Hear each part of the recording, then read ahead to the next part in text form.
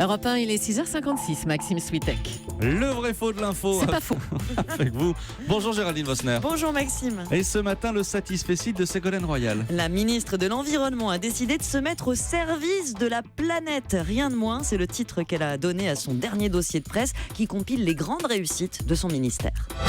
C'est bien au-delà qu'un bilan, puisque c'est à la fois le constat que la France a fait énormément et reconnue aujourd'hui sur la scène mondiale comme la nation de l'excellence environnementale. La France est reconnue partout comme la nation de l'excellence environnementale. C'est vrai ou c'est faux ? C'est faux, Maxime. Même si des efforts considérables ont été faits, même si la signature à Paris de l'accord sur le climat l'a placée sur le devant de la scène, non, la France n'a pas encore atteint l'excellence. Globalement, elle se place 10e au classement mondial établi depuis 15 ans par l'université Yale. Et 2 rapports récents de l'OCDE et de la Commission européenne le confirment. La loi de transition énergétique, par exemple, les investissements dans les technologies vertes sont de vraies avancées, mais ils constatent aussi un gros retard dans plusieurs domaines. Bref, l'élève France est appliqué, mais peut mieux faire. Et alors dans quel domaine par exemple ? Le plus symbolique, les énergies renouvelables. La France a pris des engagements forts, porté la part d'énergie propre à 32% de notre consommation dès 2030.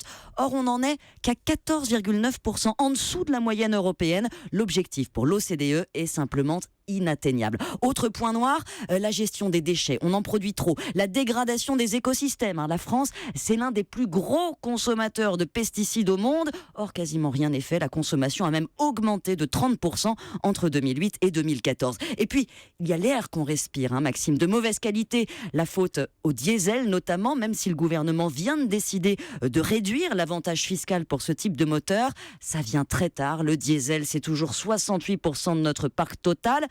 Et la fiscalité d'ailleurs, Maxime, reste incohérente. Les recettes fiscales vertes, ce sont les taxes sur la pollution par exemple, sont les plus faibles de toute l'Europe. Et la Cour des comptes récemment a enfoncé le clou. Les dépenses fiscales pour soutenir l'environnement ont baissé de 2010 à 2015. Elles sont de 5 milliards. Et dans le même temps, celles qui soutiennent des secteurs polluants comme le transport routier, elles ont augmenté. En clair, le cap, il est fixé, mais il reste du travail. Au boulot, le vrai faux. Merci beaucoup Géraldine Vosner.